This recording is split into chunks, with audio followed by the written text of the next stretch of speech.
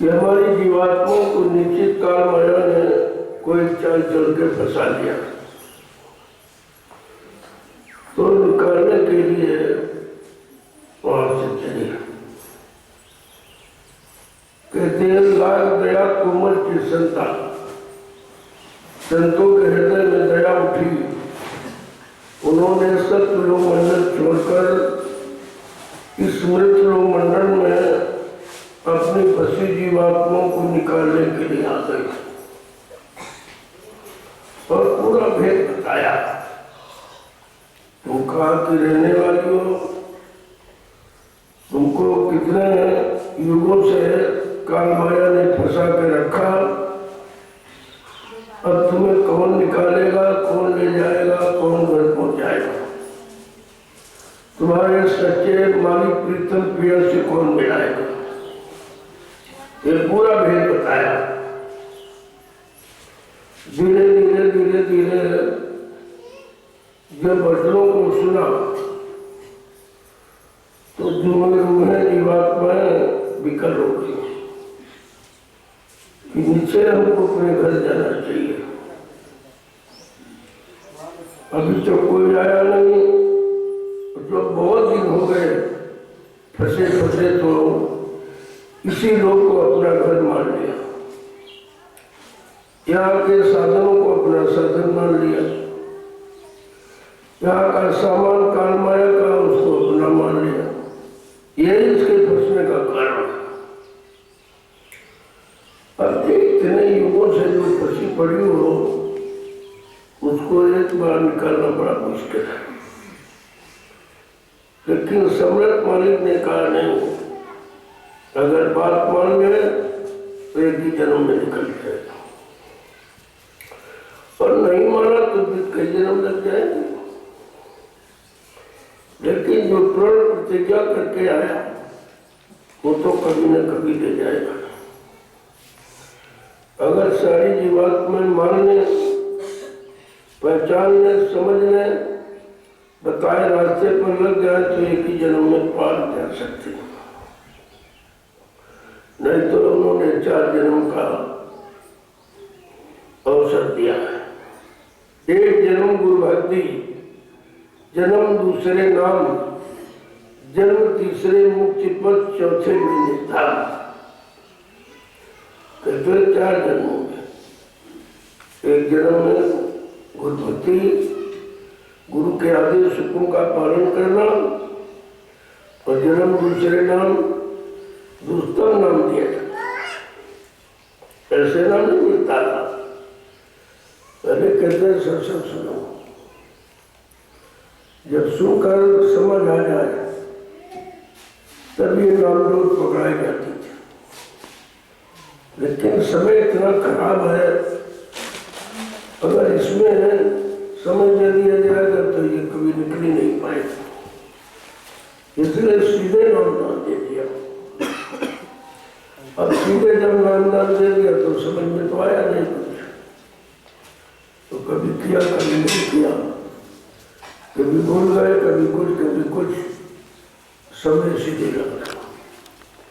नहीं, एक जन्म में पार करने का वादा किसी का नहीं है, और सीधे नाम किसी ने दिया नहीं। पहले उन्होंने भक्ति कराई, आदेश हुक्म का पालन पहले ये कराया। जब उसे कर्मों को साफ कर लिया तब उनको नाम आधार पकड़ाया कि अब ये नाम को पकड़ कर चले। अब कोई गलती नहीं है, अब सीधे अपने घर को जाएगा। और जन्म तीसरे मुक्ति पद, मुक्ति का मतलब पूरा नाम नहीं है। मुक्ति मोहार विकारों का क्षय, वो मुक्ति कहलाता है। पहले काम क्रोध लोभ मोह अहंकार, इनसे अलग किया, तो जब इनसे अलग हो गया तो मुक्त हो गई, यानी इनके जाल से निकल गए। काम के, क्रोध के, लोभ के, मोह के, अहंकार के, रागद्वेष के निश्चित जालों से निकल गए। ये मुक्त है। और जब मुक्ति पा गई, यहाँ मुक्त हो गई, इनसे छुटकारा मिल गया तो अपने घर को चली गई, तब पहुंचती थी। लेकिन सम्राट मालिक ने दया करके सीधे नामदान ही दे दिया, न कोई भक्ति कराई, न कोई आदेश हुक्म का पालन कराया, और न मतलब क्योंकि जीव उस लायक नहीं है। ये कठिन योग है, जो कठिन योग उसके बस की बात नहीं है। इसलिए सारे योगों को अलग कर केवल नाम योग ही सीधे दे दिया। अब ये जब नाम योग मिल गया तो अगर कहते थे कि नाम का सुमरन करने लगे, केवल सुबह शाम बैठकर सुमरन करेगा, उससे भी तमाम कर्मों की जिंदगी अलग हो गई। अगर नाम में कहीं विलय हो गया तो चला जाएगा। जैसे भी काम में लय है, क्रोध में लय है, मोह में है, अहंकार में लय है, इसी तरह अगर नाम में लय हो जाए तब भी जाने में देर नहीं लगती। कितना सरल तरीका, सहज तरीका जीवों के लिए रखा है, ये किसी ने नहीं रखा था। सीधे नाम किसी को नहीं दिया गया। पहले तो हुकुम आदेश का पालन कराया, ये करो ये करो ये करो, कि देखे इसको शंका तो नहीं हमारे में, आदेश पालन में कोई शंका तो नहीं है, कोई संदेह भूल भ्रम तो नहीं कर रहा है, तो कुछ समय तो इसमें चला गया। लेकिन वो समय जब था कि उम्र ज्यादा थी, जब उम्र कम रह गई तब अगर वो लागू किया जाएगा तो निकल नहीं पाएगा। ये दया की, और ये दया किसी ने नहीं। संत तो हजारों आए कलयुग में, लेकिन ये दया सिर्फ सम्राट मालिक ने की कि सीधे नामदान दे दिया और कहा तुम इसी में लग जाओ। अब ये विधान है कि नाम से भी अगर काम नहीं बना पा रहा, नाम में लय नहीं हो पा रहा, नाम में मन नहीं लग पा रहा, नाम में जुड़ नहीं पा रहा, नाम का आधार बना नहीं पा रहा, तो कहा चलो कुछ सेवा में लगाओ। तब इन्होंने स्पेशल 3 आधार आपके बनाए, मुख्यतः 3 आधार बना दिए कि पहले वचनों को सुनो कि हम बचेंगे कैसे, क्योंकि फंसने वाले वचन सबने सुनाए, ये करो ये करो ये करो ये करो, ये ले लो ये ले लो, ये तो बताया, लेकिन ऐसे निकलो घर जाओ, तो ये नहीं बताया। तो कहा कि रास्ता तो दिया, लेकिन रास्ते में अटकलें बहुत लगा था।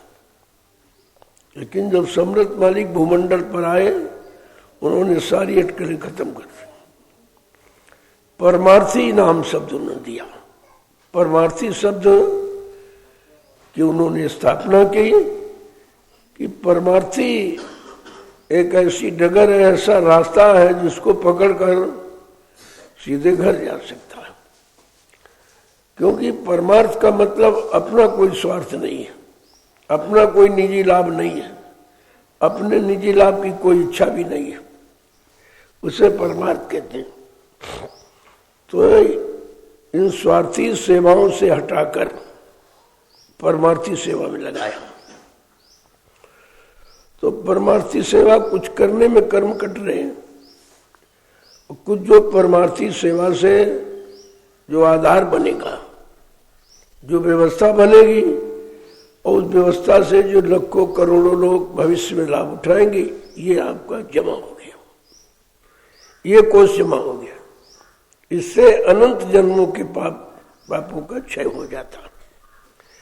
ऐसा सरल रास्ता हम सब कलयुग के जीवों के लिए बना के तैयार किया, जो किसी युग में नहीं किया था।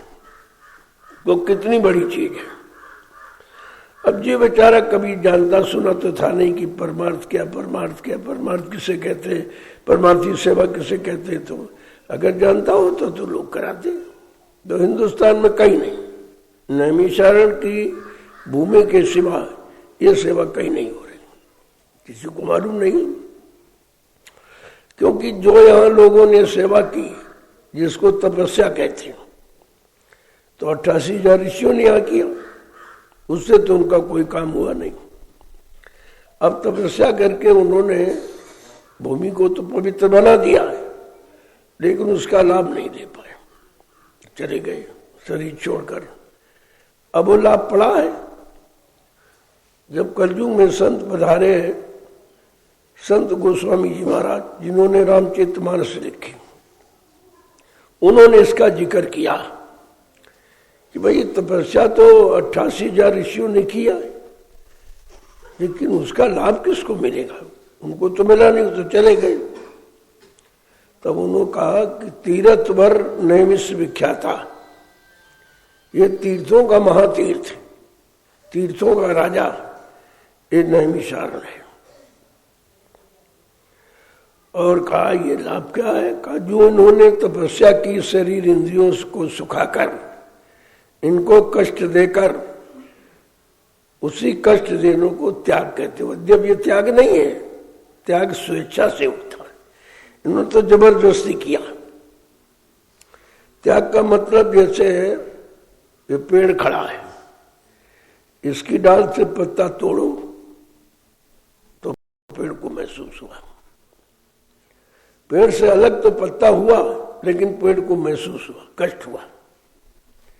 अगर स्वेच्छा से पक करके पीला होकर गिर जाए तो पेड़ को कोई महसूस नहीं होता, इसको त्याग कहते हैं। जो स्वेच्छा से अलग हो जाए, आपका मन स्वेच्छा से अलग हो जाए, ये समन और दमन नहीं है। समन और दमन ये जबरदस्ती है। स्वेच्छा से तुम्हारा मन हट जाए, स्वेच्छा से तुम्हारा मन इसको नकार दे कि हमको काल का कोई सामान नहीं चाहिए, क्योंकि हम जान गए, हम जाग गए, बचनों से समझदारी आ गई कि भाई ये सामान हमारा नहीं है, तो स्वेच्छा से वो अलग हो जाए। जिसके अलग होने में तुम्हें कोई कष्ट ना हो, कोई दुख तकलीफ ना हो, वो उसको कहते हैं त्याग। और जबरदस्ती देखा दूनी पढ़ा लिखी से कोई कर डाला आपने, तो आज किया है, कल मन नहीं स्वीकार करेगा, फिर आप उसी में गिर जाओगे। ये ऋषि मुनियों का यही था, जिन्होंने किया तो त्याग, लेकिन जबरदस्ती का। और उस त्याग में स्वार्थ ये था कि भाई तब से राज मिलता है, राजपाट मिल जाएगा, राजा बन जाऊंगा, धनी मानी बन जाऊंगा, ये राज होगा, सोना चांदी मिलेगा। मतलब काल के सामान को ज्यादा मात्रा में लेने के लिए इन्होंने तपस्या की। और तपस्या का सच्चा तप अस्या, आसाई इच्छाओं को तपा जला देना, खत्म कर देना। लेकिन इनमें तो कोई ऐसी नहीं थी, इनमें तो इच्छा रही कि राज मिले, पाज मिले, धन मिले, दौलत मिले, ये मिले, मान मिले, सम्मान मिले, इतिहास बने, हमारी पूजा हो, तो सब स्वार्थ का। ये सब शरीर से संबंधित लाभ है, इसमें परमार्थी कोई लाभ नहीं, पहले समझो। और आज भी लोग वही काम कर रहे हैं। पूजा है, पाठ है, तीरथ है, व्रत है, हवन है, जप तप है, यज्ञ है, स्नान, ये सब शरीर का तो आप कर रहे हो। जब ये मालूम है कि ये शरीर काल का दिया हो, शरीर से जो भी क्रिया आप करोगे वो काल की है, शरीर के लिए जो भी आप इकट्ठा करोगे वो काल का सामान है। इसके अलावा किसी ज्ञानी ध्यानी विज्ञानी ने आगे की बात सोची ही नहीं कि वास्तव में त्याग है क्या, वास्तव में संयम किसे कहते हैं, वास्तव में ब्रह्मचर्य क्या है। इंद्रिय निग्रह ब्रह्मचर्य नहीं होता है। ब्रह्मचर्य तीनों तरह से हो, मनसा वाचा कर्मणा, मन से, वाणी वचन से और कर्म से। जब तीनों से तुमको वैराग हो जाए तो वो विशुद्ध ब्रह्मचर्य कहलाता है। उसमें कभी कोई डिग गिर नहीं सकता, ना कोई डिगा सकता, कोई डाल सकता। और इसमें तो देखो डिग गए, पारा ऋषि जी डिग गए, सिंह ऋषि जी डिग गए, जो है 60-60 हजार वर्ष तपस्या की, लंगोटी लगाई लेकिन मन ने नहीं लगाई। वो तो लगाम मन के लिए लगाई जाती, बाकी इंद्री के लिए अगर आपने लगाम लगाई है, और तो मन अगर जब विचार करेगा काम का, तब वो खुल जाएगी लंगोटी, कोई काम नहीं करेगी। मन से त्याग करो। मन को त्यागी बनाना, मन को बैरागी बनाना, मन को अनुरागी बनाना है, काम तो मन का है। तो कहा सारा खेल मन का, मन के हारे हार, मन के जीते जीत। अगर मन ये हार गया और काम क्रोध लोभ मोह अहंकार से अलग हो गया तो अभी तुम्हारी पक्की जीत है। इस काल माया के देश में तुम्हें कोई परास्त नहीं कर सकता। जब परास्त करेगा तो काम करेगा, क्योंकि जब पढ़ा गया कि भाई ऋषि मुनि कैसे परास्त हो गए, जंगलों में रहे, गृहस्थी से अलग रहे, सबसे अलग रहे, फिर परास्त क्यों हो गए, तो कहा उनका कोई आंतरिक वैराग्य नहीं था। अगर अंतर्मुखी से आंतरिक वैराग्य किया होता तो फिर डिगने का प्रश्न नहीं था, ये बाहरी थी। इसलिए कहा कि तन की विरक्ति हानिकारक है, मन की विरक्ति कम करेगी। तन से विरक्ति ले लिया, ज्यादातर इसी में सब फंसे बेचारे। ये नहीं खाएंगे, ये नहीं पिएंगे, ये नहीं पहनेंगे, जूते नहीं पहनेंगे, कपड़े नहीं पहनेंगे, नंगे रहेंगे। तो ये सब क्या है, ये कोई त्याग है? अरे तू नंगा तो पैदा हुआ था, तू त्यागी बैरागी अनुरागी तो पैदा ही हुआ, ये पैदाशी गुण तेरे में था। और फिर यहाँ के उसी में फंस गया। तब संतों को आना पड़ा सत्य का ज्ञान, सत्य का भान, सत्य का अनुभव कराने के लिए। ये भारत भूमि पर संतों का पदार्पण तब हुआ कि जितने आए सतयुग देता द्वापर सब बेचारे फंस के रहे, सब फंस गए, कोई नहीं बचा। और तारी शक्तियों को भेजा गया, वो भी फंस के इसी में फंस गए, वो भी राजपाट के चक्कर में, वो भी मान सम्मान के चक्कर में। उनका तो बड़ा खुला अभियान सामने है कि स्त्री कारण कीन संग्रामा। एक औरत के लिए इतना भारी संग्राम, इतना खून खराबा, एक मान सम्मान की भावना तो थी कि हमारा अपमान हो गया, हमारी स्त्री का अपहरण कर दिया, हमारा अपमान हो गया, हमारा अपमान हो गया। उस अपमान का इतना बड़ा दंड कि उसको प्राण दंड दे दिया, और उसको ही नहीं पूरे कुनबे को, पूरे खानदान को मार डाला। तो इनका कोई त्याग नहीं है, ये कोई पार नहीं हुए, इनकी कोई मुक्ति नहीं हुई, तो सब फंस के रह गए, कोई नहीं निकल पाया। अगर ये होती अवतारी शक्तियां निकल गई होती और निकलने का रास्ता बता दिया होता तो कलयुग में संतों को आने की जरूरत नहीं थी, रास्ता पहले बना होता। जब किसी ने नहीं किया तब कहा अरे ऐसे तो जीवात्मा बेचारी नरकों से कभी नहीं निकल पाएगी। ये कर्म किया तो वही शारीरिक कर्म करके, और सारी कर्मों का विधान है कि 83,99,999 योनियां बना दी उसने कि भाई इसी में आपको कर्म अनुसार जन्म मिलता रहेगा। लेकिन यहां से जा नहीं सकते हो, कर्म करोगे लेकिन वो कर्म यहीं पर बार बार जन्म लेने वाले हैं, यहां से मोक्ष मुक्ति पाने वाले नहीं। तब उन्होंने ये आत्मिक कर्म की स्थापना की कि आत्मिक कर्म करके जीवात्मा निकल सकती है और शारीरिक इंद्रियों के कर्म करके यहीं पर फंस सकती है। तब ये विधान बनाया कलयुग। अब इतना पुराना विधान, उस विधान में लोग फंसे, धीरे धीरे उसी को अपना मान लिया कि यही सत्य है, यही सब कुछ है, इसके अलावा कुछ नहीं है, तभी तो निकल नहीं पा रहे। अब उनको आके भेद देना पड़ा, वही रास्ता बताओ। जो रास्ते बताएगी वो तो फंसने वाले थे, निकलने वाला रास्ता कौन सा? तब संतों ने कहा जिस रास्ते से जीवात्मा को उतारा गया, जब वही रास्ता देने वाला, वही नाम डोर पकड़ाने वाला जो काल ने छीन ली, वही पकड़ाने वाला जब महापुरुष आएगा तब इन जीवात्माओं को घर पहुंचाएगा। वैसे नहीं जा सकते, स्वतः कितना भी यत्न करे कोई, लेकिन नहीं। कहने का मतलब यह है अब यह सच्चा रास्ता बताया तो गया, लेकिन विश्वास नहीं हो रहा, क्योंकि कभी रहा नहीं है। और जो बताने वाले और भ्रमित है, वो कहते तो कभी नहीं रहा है, ये कहां से आ गया, क्यों आ गया? जब इस संतों की शरण में गए नहीं और उनके आदेश हुकुम का पालन करके अपने आप को मजबूत किया नहीं, तो समझ में कैसे आ रहा? समय इसी बात का है।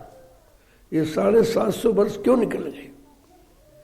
750 वर्ष का मतलब 7.5 जन्म। इतने तो व्यर्थ में चले गए। अभी समझ में नहीं आया। तब महापुरुष ने कहा, जिन जीवों को मैं नाम डोर शब्द डोर पकड़ाऊंगा उनको 1000 बार जन्म पार कर दूंगा। जब नहीं भी पहली बार करेगा, दूसरी बार नहीं करेगा, तीसरी बार नहीं, तो कहा 1000 वर्ष का समय रखा कि 1000 वर्ष के बीच में मैं जीवों को समझा बुझा कर निकाल लूंगा और इनको घर पहुंचा दूंगा। मेरा जगाया पकड़ा जीव कोई नहीं बचेगा जो घर न जाए। अगर वो एक ही जन्म में मान ले, समझ ले, तो एक ही जन्म में पार हो जाएगा, और नहीं तो धीरे धीरे धीरे धीरे धीरे धीरे करा करा के समझा बुझा के पाक सामने निर्मल पवित्र करके मैं तो 1000 वर्ष में पहुंचा हो दूंगा।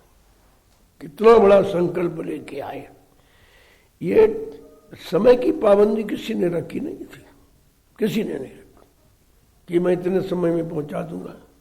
नामदान तो दिया, लेकिन ये गारंटी नहीं दी कि मतलब हम इतने दिनों में जीव को पहुंचा देंगे। ये तो केवल महापुरुषों की है, उनका ये फैसला निजी कि मैंने जिनको नामदान दिया है 1000 वर्ष में इन सबको पहुंचा दें। 1000 वर्ष का मतलब 1000 बार जन्म। कितना लंबा समय रखा? कमजोरी के कारण कि जीव इतना कमजोर है, जीव में इतनी शंकाएं हैं, इतना भूल भ्रम संदेह है, वो निकालने में 1000 वर्ष लग जाएगा। क्योंकि अगर मान जाए तो एक ही जन्म में, तो कहते एक ही जन्म में निकल जाएगा, लेकिन मानने में कितनी देर है। ये कमी जीव की है, ये महापुरुषों की कमी नहीं कोई। तो इस चीज को समझना और समझ कर इस पर दृढ़ होना, क्योंकि तमाम अटकलें हैं, तमाम बहकाने भरवाने वाले, क्योंकि किसी ने काम किया है नहीं, तो आपको सहयोग तो कोई कर ही नहीं सकता है। और तुमको डराएगा, अरे किसी ने नहीं किया, तुम कैसे कर पाओगे, ये क्या कर रहे हो, किसी ने किया नहीं, कोई नहीं सफलता पाएगी। अरे भाई समझाना है, बताए तो वो जो निकला खड़ा उसकी बात मानो।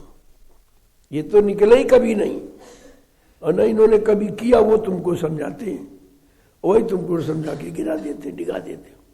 उनसे कहो भाई तुमने किया क्या कभी?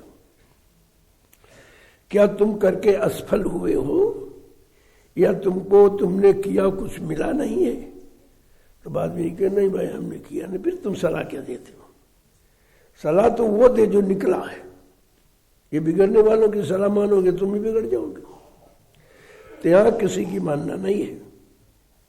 तब कहा कि मानो तो सदगुरु की मानो, जो निकला हुआ है, जो निकालने आया उसकी मानो, उसकी सुनो, उसकी गुनो, उसकी धुनो, उसी की मानो और उसी को अर्पण कर दो, तो फिर तुम्हारा काम आधा रह जाएगा। लेकिन अर्पण करने में भी विश्वास नहीं कि पता नहीं ले जाएंगे कि नहीं ले जाएंगे। ऐसा नहीं कि बीच में न डिबो दे, बीच में न छोड़ दे। अभी बहुत शंकाएं हैं।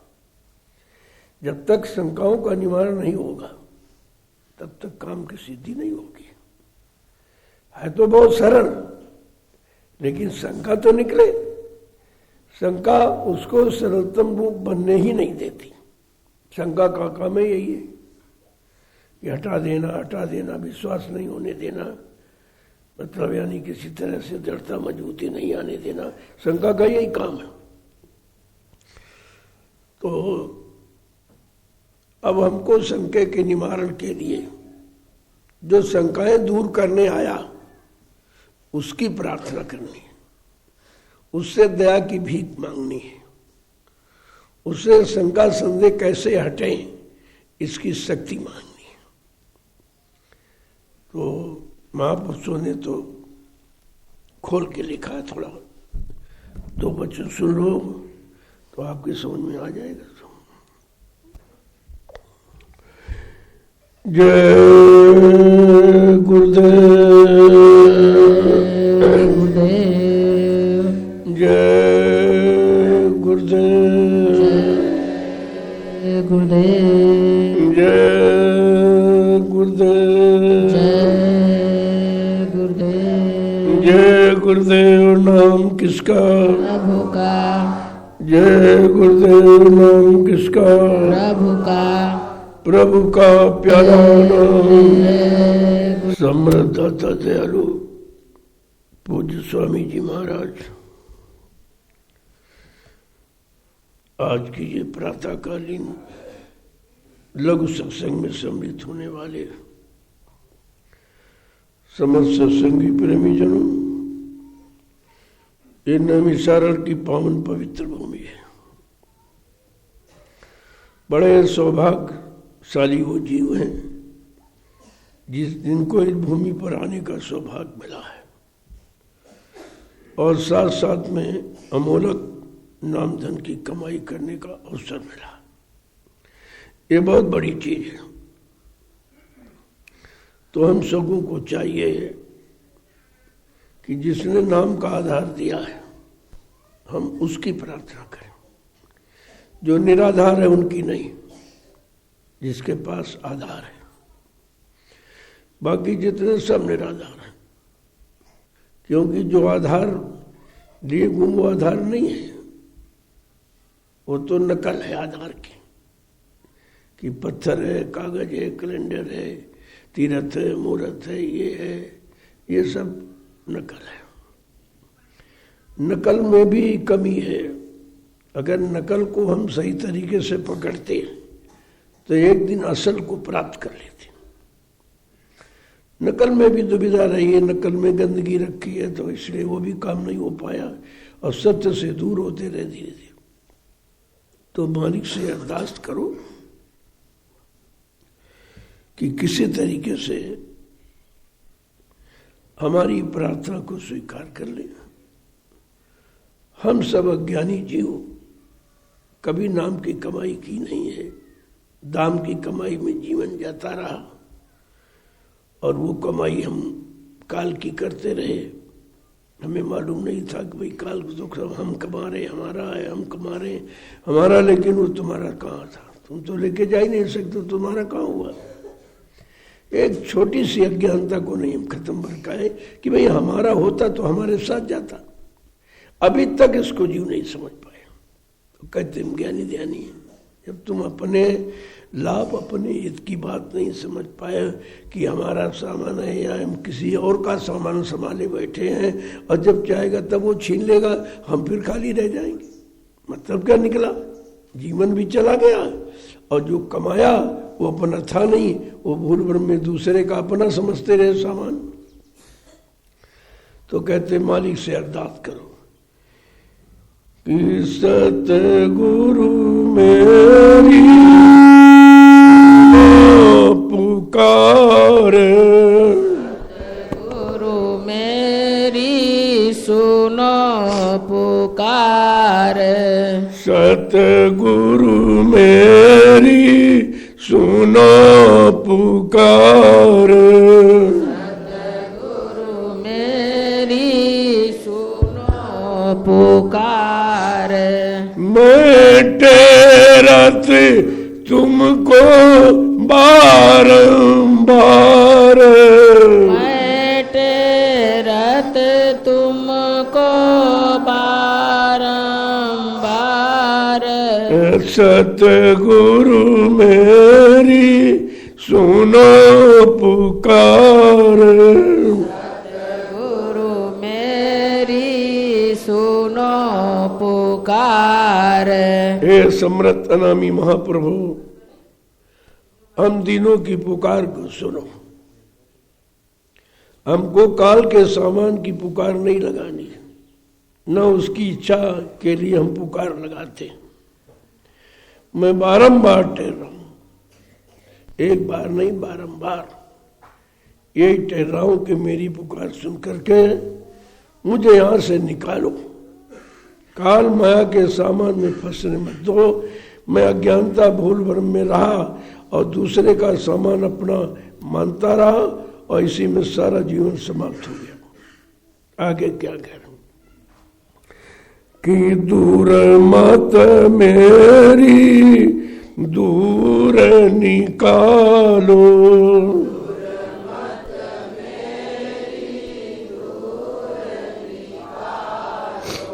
दूर मत मेरी दूर निकालो। दूर निकालो। मुझे चरणों का दास बना लो। मुझे चरणों का दास बना लो। मुझे चरणों का दास बना लो। मुझे चरणों का दास बना लो। सतगुरु मेरी सुनो पुकार। सतगुरु मेरी सुनो पुकार। मैं टेरत तुम्हें बारंबार। मैं टेरत तुम्हें बारंबार। कहते मेरी कमजोरी दूर मत माने के मत में बुद्धि में जो कमजोरी बढ़ी उसको निकालो और मुझे चरणों का दास बना लो और कुछ नहीं चाहिए। न मुझे ज्ञानी बनाओ, न ध्यानी बनाओ, न राजा न रानी, कुछ नहीं, केवल चरणों का दास बना लो। सब कुछ बन के देख लिया, राजा महाराजा धनी मानी ये और वो सब, लेकिन काम नहीं हुआ। जिस काम के लिए बना वो तो बिगड़ता रहा, आज तक नहीं बना। अब कृपा करके हमारे अंदर से ये भाव निकाल दो कि कुछ मिले कुछ मिले कुछ मिले। अब कुछ नहीं चाहिए, केवल अपने चरणों का दास बना लो। आगे क्या करें? मोहे भवजल से पार उतारो।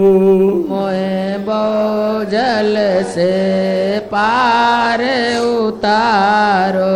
मोहे भवजल से पार उतारो। मोहे भवजल से पार उतारो। मेरी पड़ी नाव मझधारो। मेरी नाव पड़ी मझधारो। मेरी नाव पड़ी मझधारो। मेरी नाव पड़ी मझधारो। सतगुरु मेरी सुनो पुकार। सतगुरु मेरी सुनो पुकार। मैं टेरत तुम्हें बारंबार। मैं टेरत तुम्हें बारंबार। अब कोई आशा नहीं, सब तरफ से निराशा हो गई है। अब कोई आशा इच्छा बाकी नहीं रह गई। अब हमारी नाव मझधार में पड़ी है, उसको भवसागर से पार निकालो, केवल इतनी बात।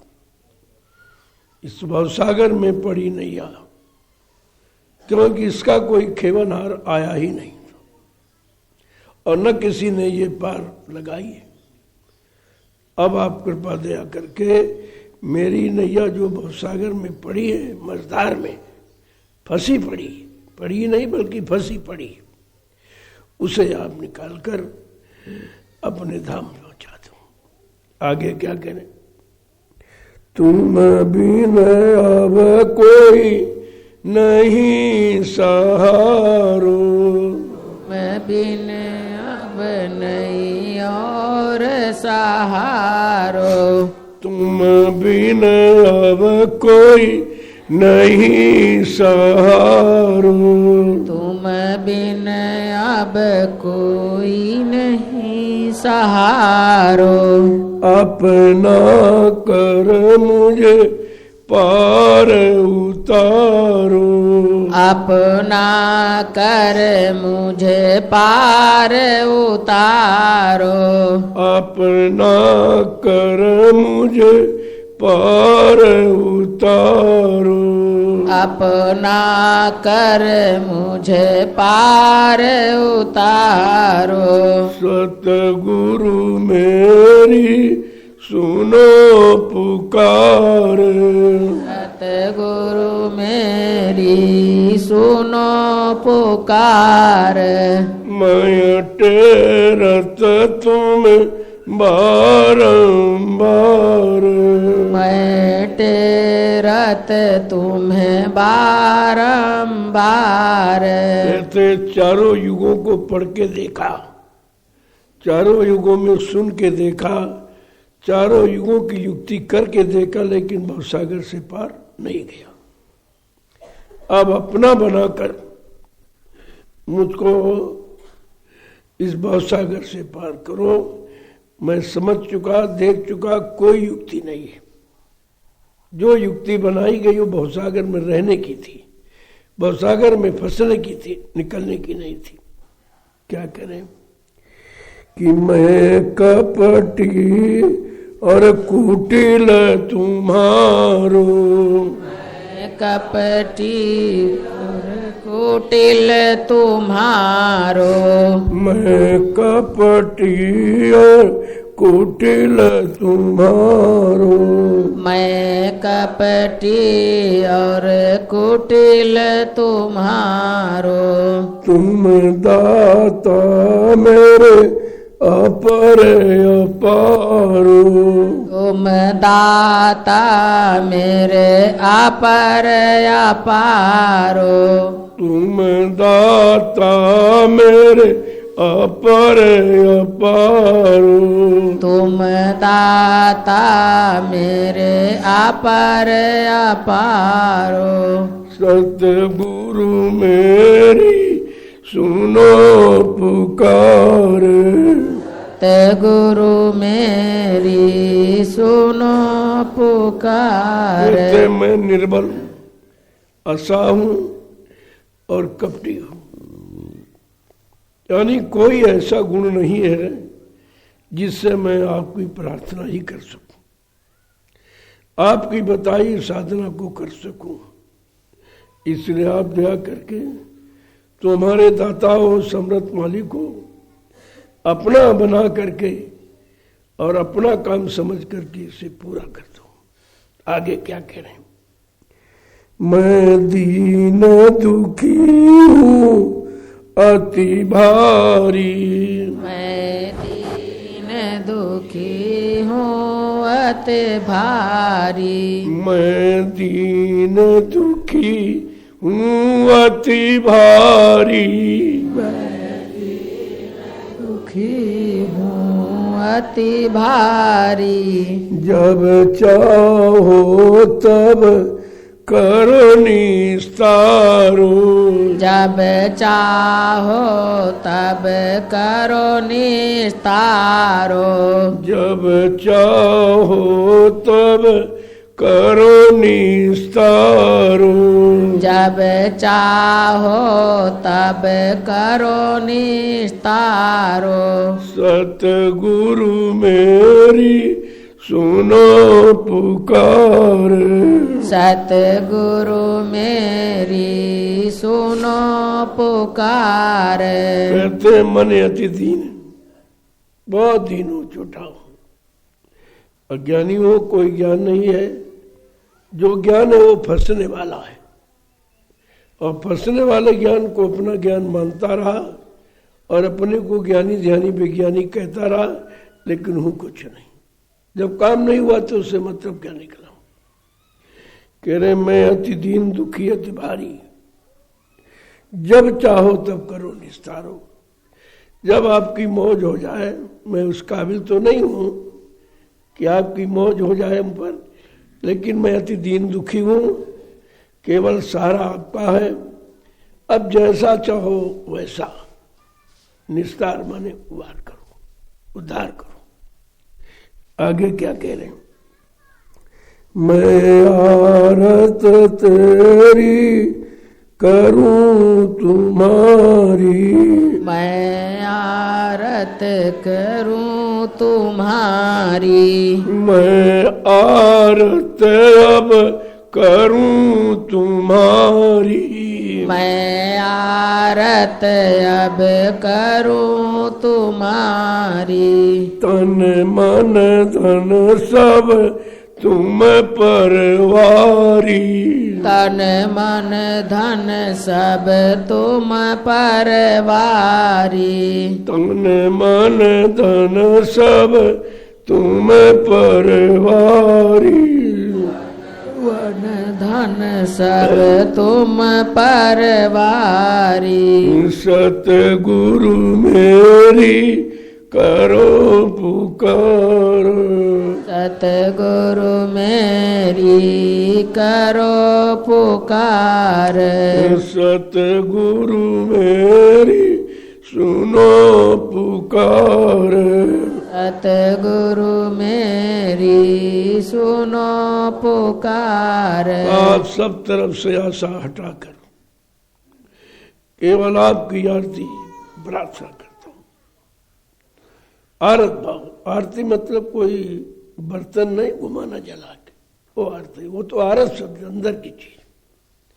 आरत भाव से करूं आरती, दीन भाव से, मतलब वो निश्चल भाव से। कोई कपट नहीं है, कोई स्वार्थ नहीं, कोई लोभ नहीं, कोई लालच नहीं, कुछ नहीं। मैं केवल पार जाने की आरती माने प्रार्थना करता हूं। कब यहां रहकर देख लिया, सबको बन के देख लिया, इतने जन्म निकल गए, राजा बने, धनी मानी बने, गरीब अमीर बने, सब कुछ, लेकिन जीवात्मा का कल्याण नहीं हुआ। जिसके लिए मानव तन मिला वो हमेशा व्यर्थ में जाता रहा। यही काल माया के सामानों में, उसके बनाए भोगों में, मतलब यानी फंसकर सारा जीवन चला गया और काम हुआ नहीं। आगे आपने तो दया की, मानव तन दिया, लेकिन मानव तन का लाभ नहीं उठा पाए, क्योंकि मानव तन की जानकार संत महात्मा नहीं आए थे। उनसे अगर जानकारी मिल जाती तो ये काम हो जाता। आगे क्या कह रहे हो? अब मिला सहारा तेरा भारी, अब मिला सहारा तेरा भारी।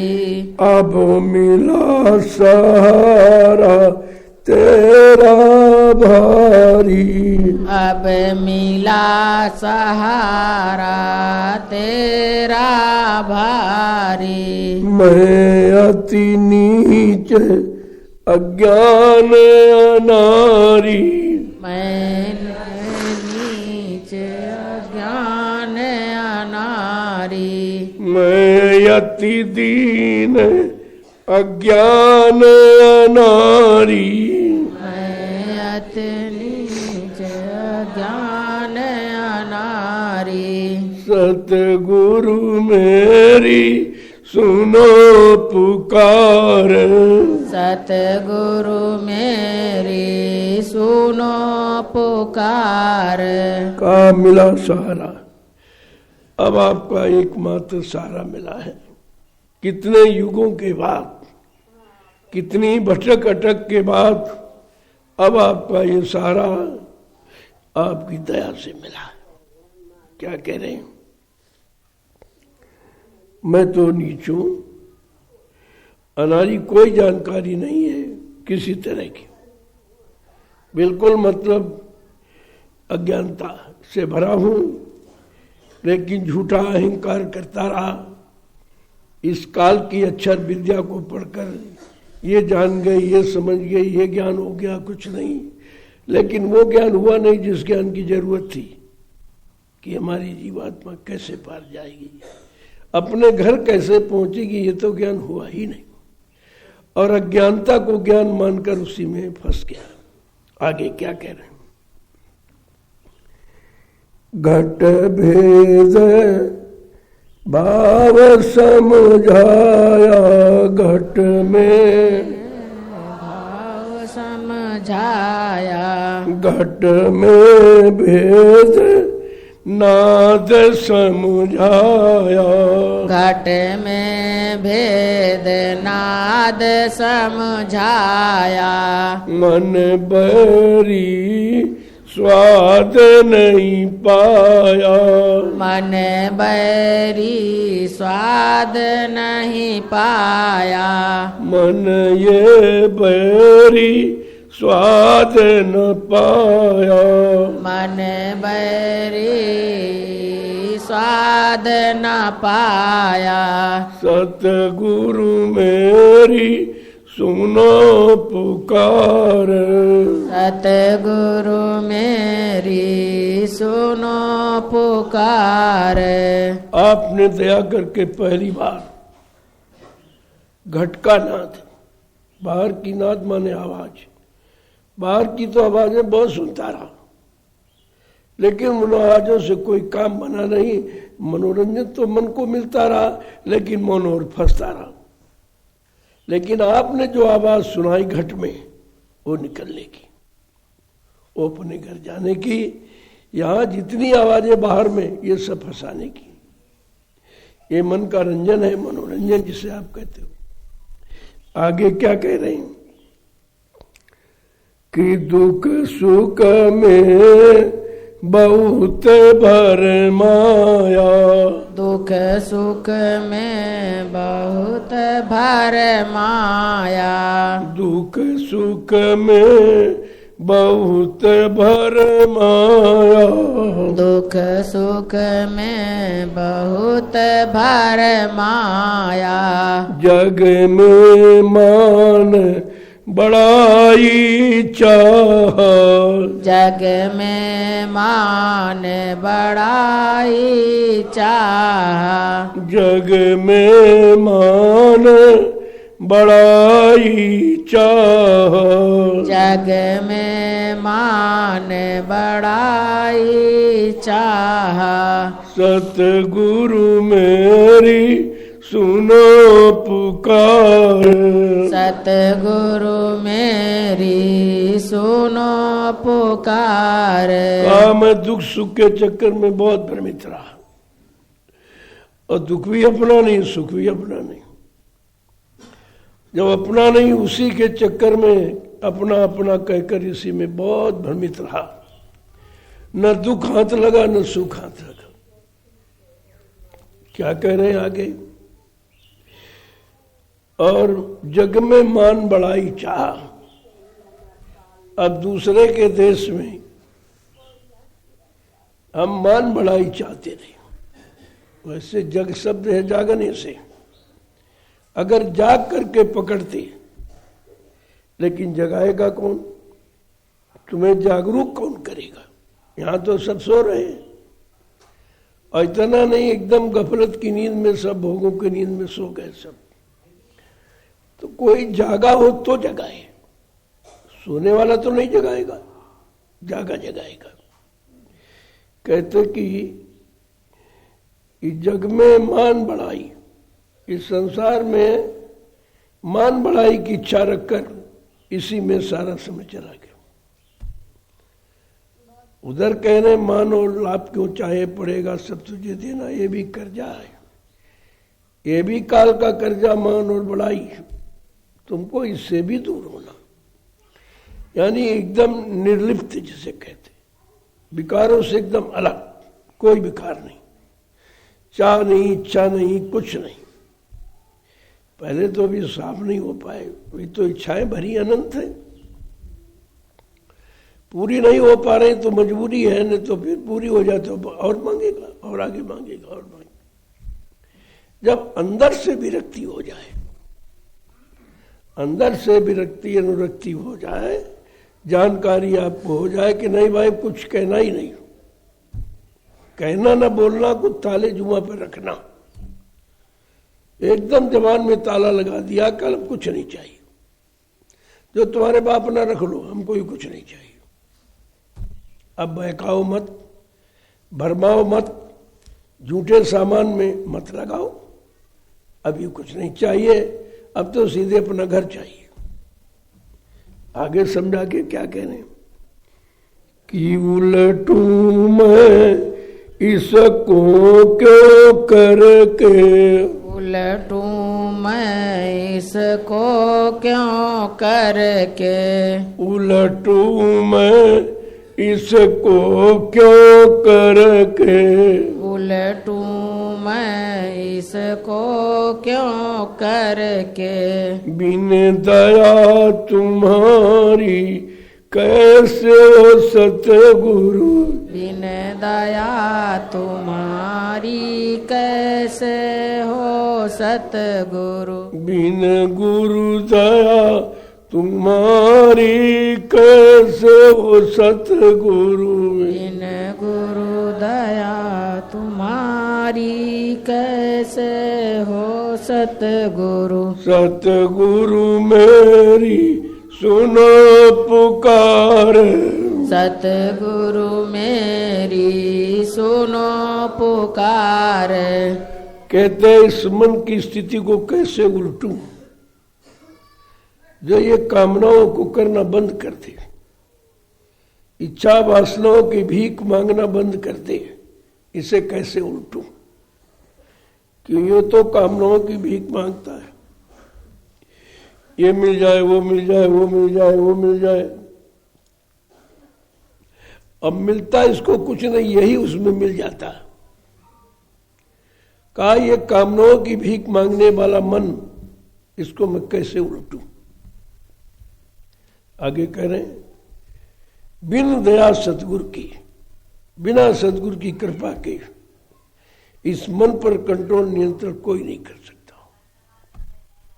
पिछला इतिहास बताता है जब ऋषि मुनि योगी तपस्वी ब्रह्मचारी अवतारी शक्तियां ज्ञानी विज्ञानी वो मन को नहीं उलट पाए, कामनाओं से अलग मन को नहीं कर पाए, वासनाओं भोगों से अलग नहीं कर पाए, तो कहते हैं हम सब कलयुग के जीव कैसे करेंगे।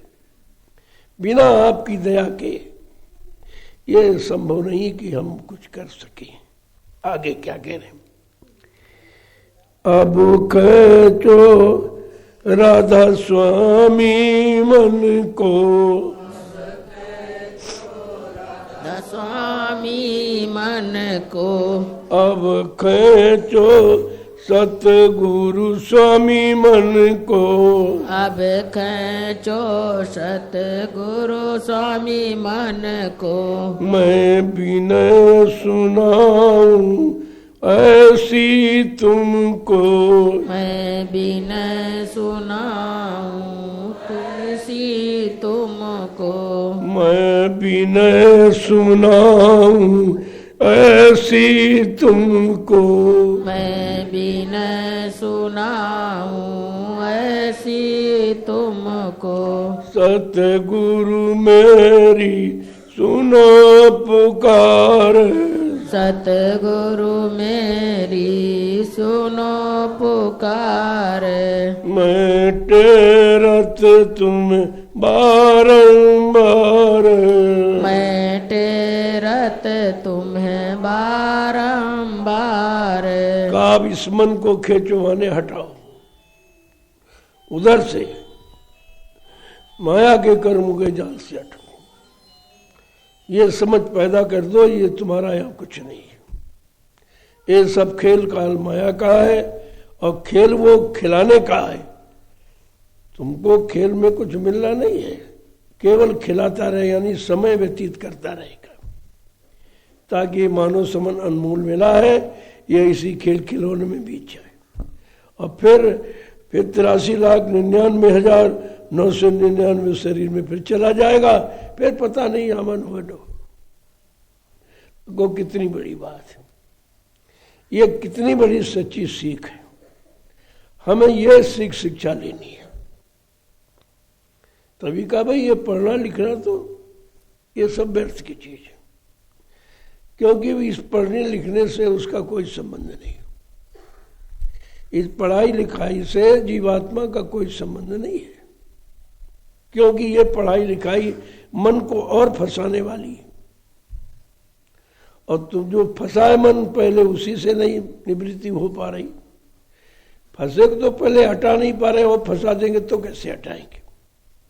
कहा अब ये कुछ नहीं चाहिए, अब ये सब अपना रख लो, हमको इसकी भी जरूरत नहीं है, अब हमको घर पहुंचा दो, एक आस विश्वास घर पहुंचा दीजिए, और कुछ नहीं चाहिए। ऐसी धारणा जिस भक्त की होती है वो मालिक को सहज में प्राप्त कर लेता है।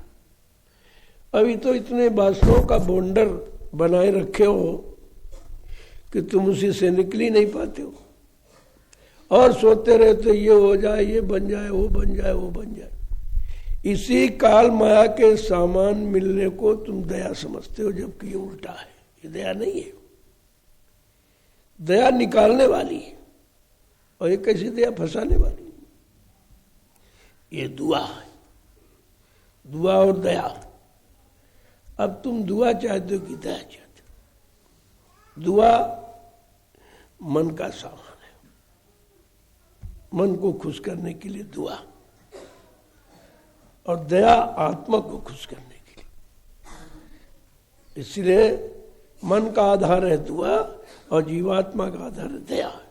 अब तुमको दया चाहिए कि दुआ चाहिए, इस पर विचार करना चाहिए। तो ऐसी शिक्षा, ऐसी तालीम, ऐसा ज्ञान कि जिससे मन विरक्त हो जाए, मन में कोई वासना, कामना, इच्छा न रह जाए। कहा हमको ये करना है, जो भरा है इसको निकालना है, इसको खत्म करना है, और अपनी असली चीज को भरना है, जिसको भर के हम अपने घर की तरफ चले, उधर पहुंचा दें। ये भरना नहीं है, ये तो इसको खराब करना है।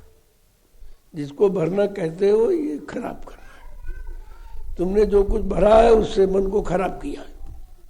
अब वो खराब करने वाला नहीं भरना है, उसको तो निकालना धीरे धीरे, और जिससे मन पाक साफ निर्मल पवित्र हो जाए और अपने घर की तरफ चलने के लिए जीवात्मा का साथ कर दे, उसका साथ दे दे, क्योंकि जीवात्मा उसी का इंतजार करती है। वो तो निकली खड़ी, लेकिन जो उसने वादा किया है कि हम तुमको बिना साथ लिए वापस नहीं जाऊंगी, वापिस जाऊंगी तुमको साथ लेके जाऊंगी। अब बिना सोचे विचारे वादा कर दिया। उसे थोड़ी मालूम था इतना भोगी है ये कि वहां जाकर के फंस जाएगा। तो जैसे त्रिकुटी धाम में आई, इन दोनों आंखों के मत भाग गई, वैसे वो तो ठहर गई, क्योंकि जानती नीचे गंदगी है, गंदगी में जाएगी नहीं। अब मन फट से उतर गया नीचे। अब उतर गया तो वो ढूंढने लगा गंदगी। उसको तो भोगों की तलाश थी ही, और वो तलाश उसको की तो भोगों की। और भोग सबसे बड़ी गंदगी।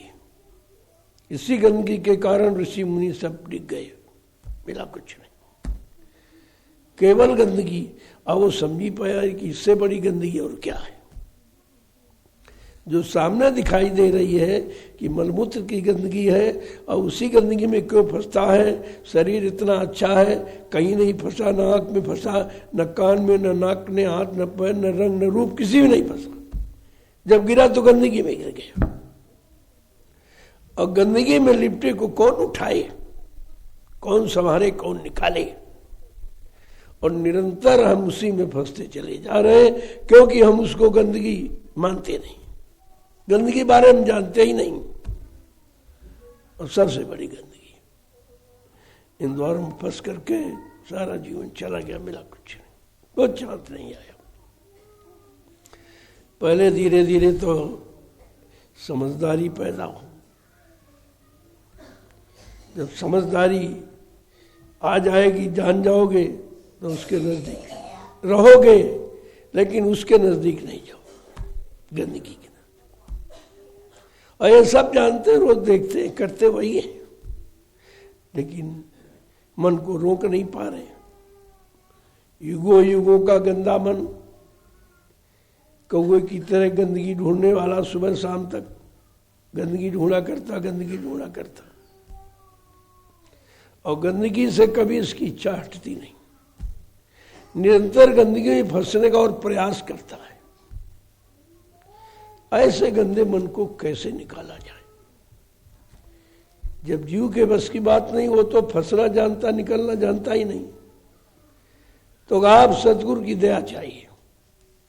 सतगुरु का मतलब जो सत्य का गुरु, सत्य माने ईश्वर का और ब्रह्म का, परब्रह्म का गुरु है, उसे सतगुरु कहते हैं।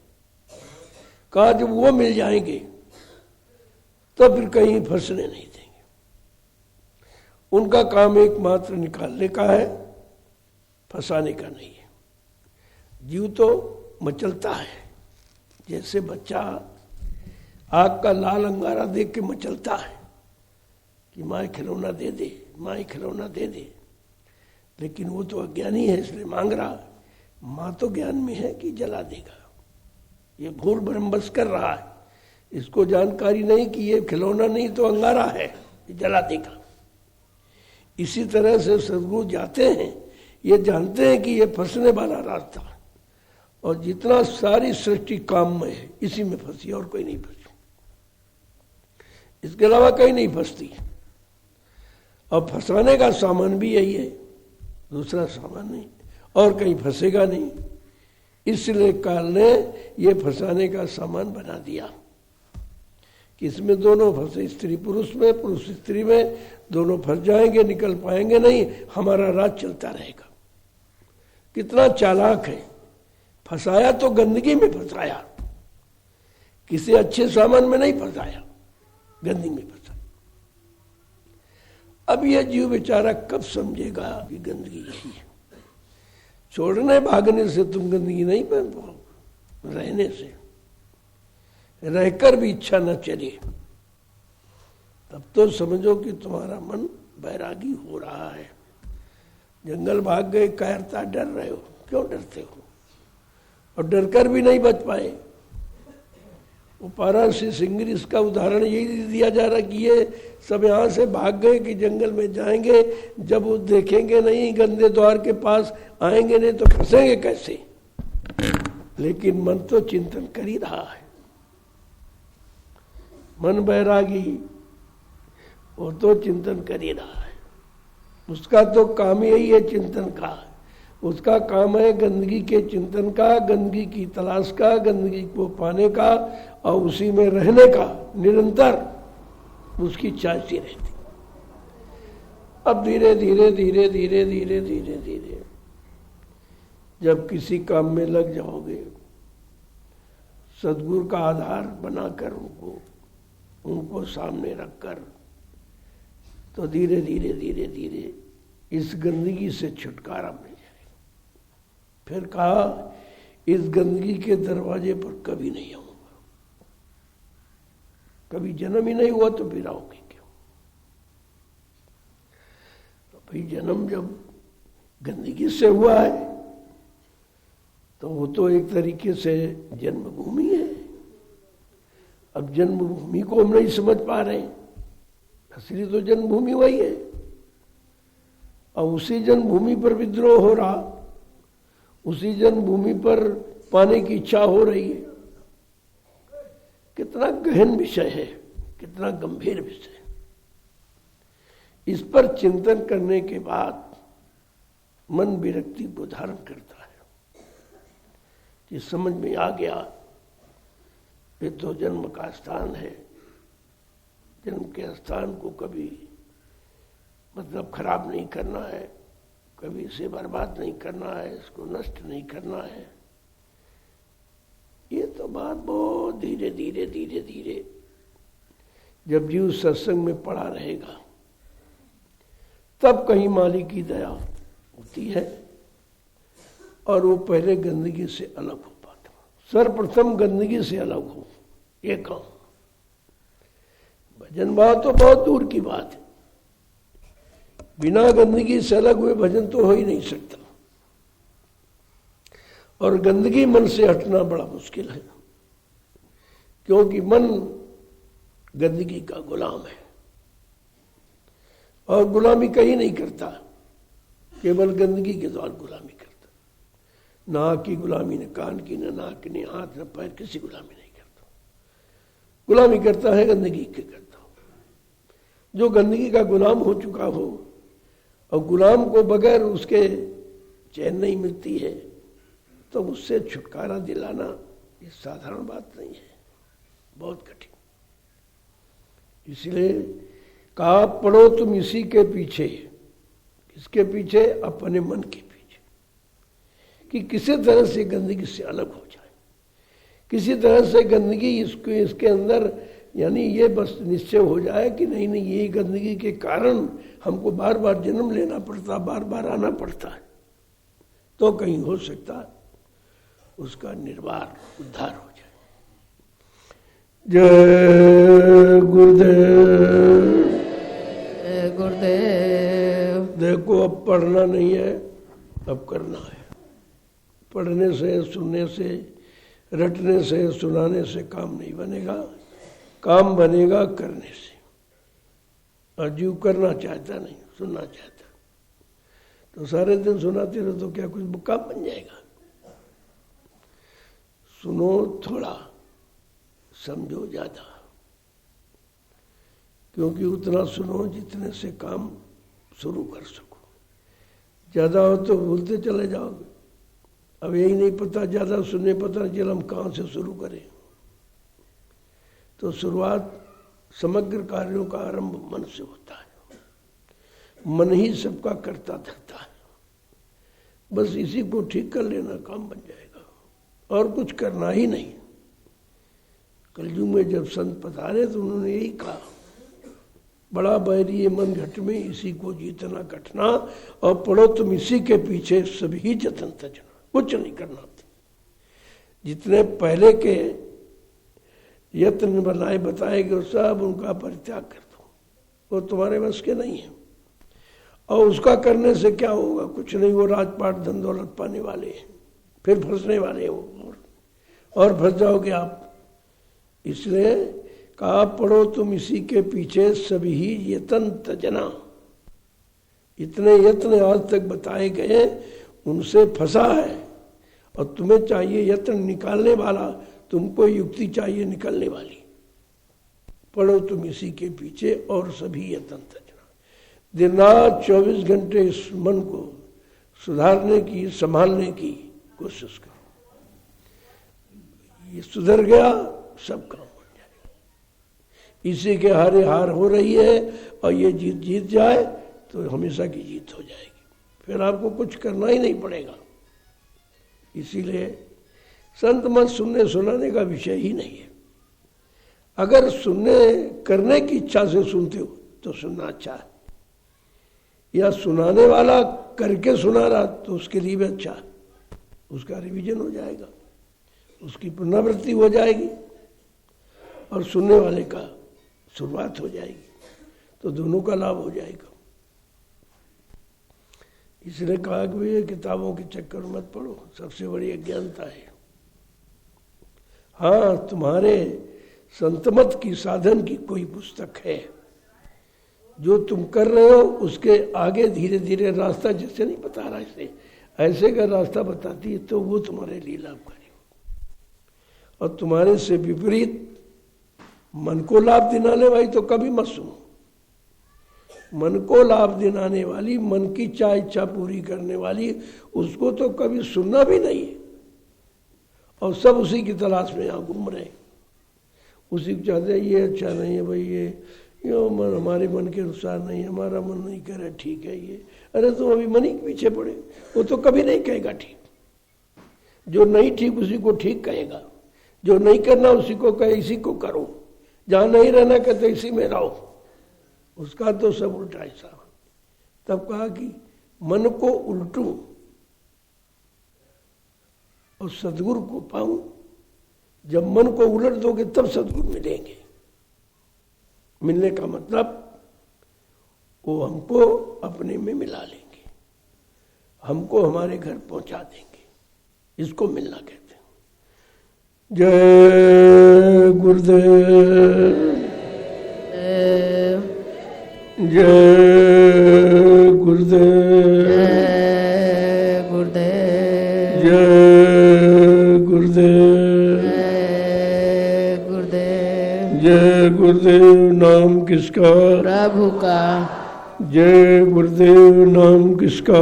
प्रभु का। प्रभु का प्यारा नाम। जय गुरुदेव। अब आप लोग खड़े हो जाओ, थोड़ा सुस्ती उतर जाए।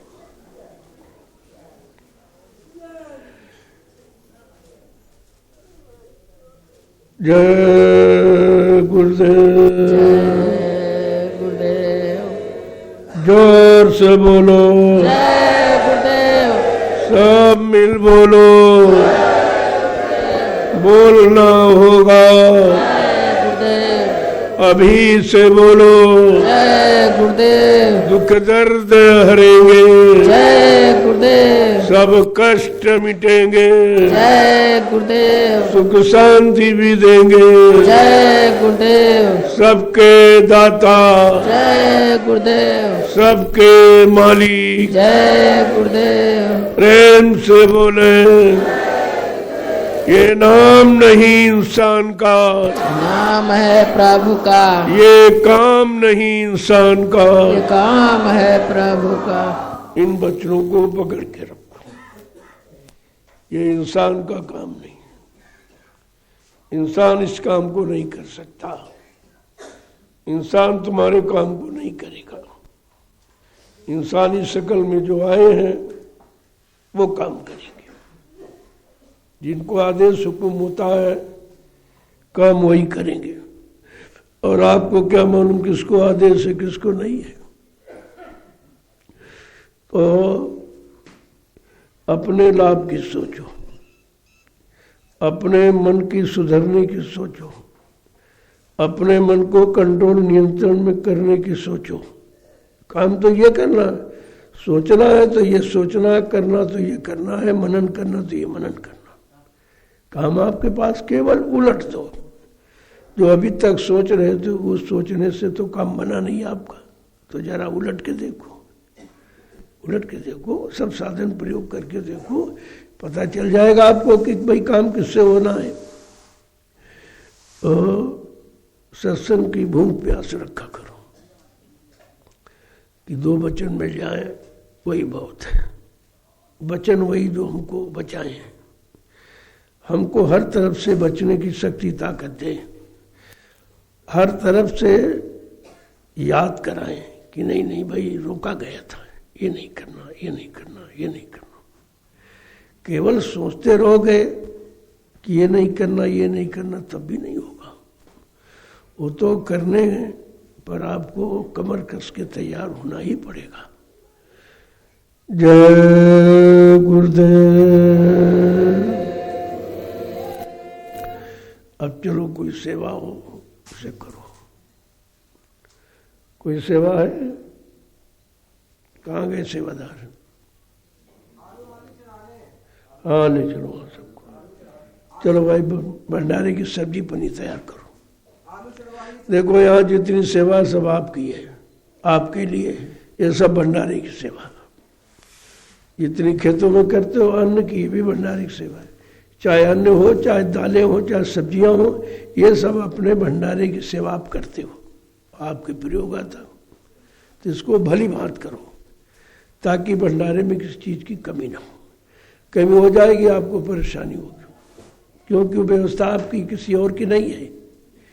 ये और का समझ के मत करो, यहाँ अपना समझ के करो कि काम हमारा है, आश्रम हमारा है, व्यवस्था हमारी है और हमारे लिए है। तो हमको ये सब मतलब यानी सुचारू रूप से करना, बेकार टाइप नहीं कि अरे किया वही सब खुरपी छोड़ दिया, फावड़ा छोड़ दिया। नहीं, ये भी तुम्हारा, ये सब तुम्हारी गाड़ी कमाई से ये सब व्यवस्था बनी है।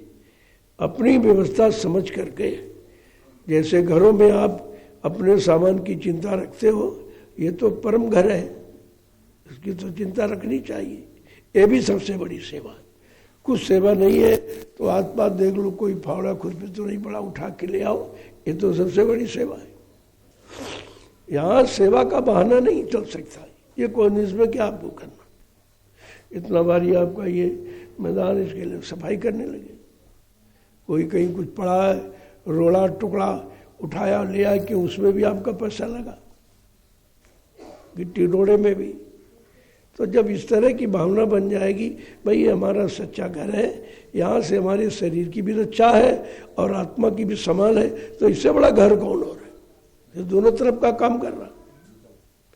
अब देखिए ये बन गया, कितना अच्छा लगता है। अब सब जगह खबर फैल गई है कि अब तो सत्संग स्थल का निर्माण हो गया।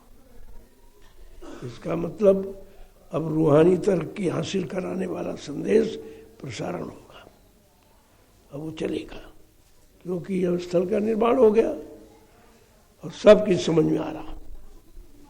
ये चारों तरफ भेज रहे आप ना, ये भी बहुत बड़ी सेवा है कि लोगों को इसकी जानकारी दी जा रही है कि ये देखो काम कहाँ हो रहा, चाहे भौतिक जगत का चाहे आध्यात्मिक जगत, यहाँ दोनों तरफ का काम है और दोनों तरफ का लाभ है। यद्यपि भी दूरदर्शी और भूमज्योत तक लागू करने का समय नहीं है, अभी वो घड़ी नहीं आई और लोग पहले से शोर मचाने लगे, पहले से करने लगे, ये अपना नुकसान कर फंस जाएंगे कहीं ना कहीं, तो जवाब नहीं दे पाएंगे। व्यवस्था किसी की है और बता कोई रहा, इनको क्या मालूम कि दूरदर्शी क्या है, क्या करेगी, भूमज्योत क्षेत्रीय संगठन क्या है, आगे क्या काम करेगा, कौन सा लाभ देने वाला है, तो किसी को मालूम नहीं और नहीं दे सकते। ये सब झूठा प्रचार आगे से आगे, ये हम आगे कर देंगे, बाबा जी पीछे हो जाएंगे, तो करो, तुम मना कौन करता भाई, करके दिखाओ, तुम्हारे में सामर्थ्य है। जब तुमने इस नाम की स्थापना नहीं की तो इसके बारे में तुम्हें मालूम नहीं किया कि स्थापना करने वाले ने क्यों स्थापना की, ये तो इनको पता नहीं है। और स्थापना की तभी ये नहीं थे, तभी नहीं जान पाए। तो सब मतलब यानी महापुरुष वाला मान चाहते, अरे उनकी भी भूमिका क्या तुम समझ पाओगे, क्या उसे तुम कर पाओगे, जो वो लाभ तुमको मिले वो तो सबको लाभ देने के लिए आए, और तुमको केवल ये कि हम लाभ प्राप्त कर लें, हम दूरदर्शी बना दे, हम भूमज्योतक बना दे, तुम्हारे बस की बात है। ये बहुत पीटे जाएंगे कहीं ना कहीं। महापुरुषों की नकल करने वाला हमेशा मार खाता है, मार खाता, ये नहीं करना चाहिए। और मतलब यानी अब भ्रमित हो रहे सब, भजन करना हो तो इनको मन नहीं लगता उसमें, जो करना चाहिए वो नहीं कर रहे, और जो नहीं करना चाहिए वो कर रहे। ये तुम भी अपना समय खराब कर दो, कितने लोगों का समय खराब कर दो। और लोगों को सोचना चाहिए कि दूरदर्शी भूमिका इनकी नहीं है, भूमज्योतक क्षेत्रीय संगठन इनका बनाया नहीं है। जब इन्होंने बनाया नहीं तो उसके बारे में इनको जानकारी ही क्या है, सोचना चाहिए। लेकिन मनमुक्ता में आके झूठा मान सम्मान की इच्छा चाहते हैं, तो उसमें मान सम्मान नहीं मिलेगा, बल्कि आघात होगा, नुकसान होगा। अभी देखो नहीं, एक ने बवंडर बनाया था जवाहर बाग में, सब मारे गए। मैंने मना किया था इनको, जल्दबाजी मत करो, ये काम तुम्हारा नहीं है। ठीक, तुम प्रचार कर सकते हो, जानकारी दे सकते हो, लेकिन जानकार बनकर तुम किसी का भविष्य खराब नहीं कर सकते हो। अगर करोगे तो तुम्हारा पहले खराब हो जाएगा। नहीं माने सब मारे गए, सब प्रेत योनि में चले गए, क्या मिला? ये महापुरुषों की बात न मानना 80 से मना किया गया था। किसी महापुरुष का को अपना आधार बनाकर स्वार्थ सिद्ध मत करना, ने कुदरत बहुत मार लगाएगी। नहीं माने, आज भी फिर शुरू किए, फिर वो झारखंड में शुरू किए, वो भूमज्योतक क्षेत्रीय काश्तकार संगठन। से पूछा जाए तुमने बनाया, तुम इसके बारे में जानते हो, मतलब इसका क्या है? वो कह दिया गया नहीं, मैं बोलता रहा बराबर कि भूमज्योतक क्षेत्रीय काश्तकार का झंडा अगर पकड़ लिया विश्वास के साथ तो सारे झंडे उसके नीचे आ जाएंगे। लेकिन पकड़ लिया, क्या पकड़ लिया? वचन पकड़ लिया। अगर वचन पकड़ लिए होते तो अब तक काम हो गया होता। वचन तो पकड़े नहीं, मान सम्मान पकड़े घूम रहे। इतना भारी नुकसान कर बैठेंगे, दोबारा फिर रुक नहीं पाएंगे। तभी लोग छोड़ छोड़ के भाग रहे हैं सब, क्योंकि वो सफलता तुम्हारे बस की नहीं कि तुम उनसे सफलता प्राप्त कर लो। वो तो जिसका खेल है वही जाने, जिसकी भूमिका वही जाने, जिसका संगठन वही जाने, ये क्या जानेंगे। हमारे पास बहुत लोग चिट्ठी खबर भेजते रहते हैं कि भाई ये दूरदर्शी है, आप थोड़ा कह दीजिए। नहीं, जो हम ही कह देंगे तो फिर तुम्हारा क्या हुआ? तुम तो जानते हो, तुम कहो भला। तुमको अगर कहने का अधिकार है तो कहो, हमको तो कहने का अधिकार है नहीं। हमें तो इसको अभी अधिकार ये कि इसको चुपचाप रखो, ब्रह्मास्त्र है, इसको रखिए वजह, समय आने पर प्रयोग होता है। तो ये समय के पहले सब प्रयोग करना शुरू कर दिए, और कोई लाभ इससे 1% नहीं, कोई लाभ। जो थोड़ा बहुत अध्यात्म वो भी इनका चला जाएगा, अपना नुकसान कर बैठेगा। तो कुछ जानते ही नहीं है, किसी तरह का कोई ज्ञान बयान है ही नहीं इनको, ये अध्यात्म क्या है, भौतिक क्या है, इनको कुछ पता नहीं है। तो तुमको कुछ पता नहीं तो तुम क्या कर सकते हो? अपना नुकसान कर सकते हो और कुछ नहीं। करो इनके अपनी प्रक्रिया है, नहीं समझ रहे हैं। सब कुछ तो बताया गया, अभी साल भर पूरा नहीं हुआ, भंडारे कार्यक्रम वहीं हुआ था झारखंड में ही, सब कुछ बताया गया। अब उसी की नकल करने लगे कि हम आगे आगे कह देंगे, आगे आगे बना देंगे, तुम्हारा नाम हो जाएगा। अरे नाम नहीं, तुम बदनाम हो जाओगे, क्योंकि करना तुम्हारे बस की बात नहीं है। दूरदर्शी व्यवस्था किस व्यवस्था को लाने के लिए बनाई गई वो तो किसी को पता नहीं है। वो तो दूरदर्शी बहुत दूर है, उतनी दूर तक तुम देख भी नहीं सकते हो, समझ भी नहीं सकते हो, कर भी नहीं सकते हो। तो ये सब किसी के बस की बात नहीं है। कहा तुम चुपचाप बैठे भजन करते रहो, भजन करते रहो, शब्दों का प्रचार कर लोगों को बताते रहो, और खुद उसी में लगे रहो, तो हो सकता है तुम्हारा कुछ काम हो जाए। लेकिन महापुरुषों की भूमिका व्यवस्था की नकल करना ये तो जघन्य अपराध है, जो तुम्हारे बस का नहीं है। लेकिन मानेंगे कैसे? जब बिगाड़ होना है, विनाश होना है, तो कैसे मान जाएगा। जय गुरुदेव। अब आप लोग चलिए, आलू की फसल, उस पर मिट्टी चढ़ानी है, चढ़ाओ धीरे धीरे, क्योंकि ये जल्दी तैयार हो जाए आपका भोजन। जितनी जल्दी तैयार हो जाए उतनी जल्दी आपको खाने को मिलेगा। तो आपका भोजन है, किसी और का नहीं है। इसलिए अपने भोजन को की फिक्र करो, फौरन पहुँचो वहाँ और देखो भाई कहाँ से क्या हो रहा है। और मिट्टी थोड़ी मजबूत चढ़ाओ, पास में नहीं, नीचे से ठोको,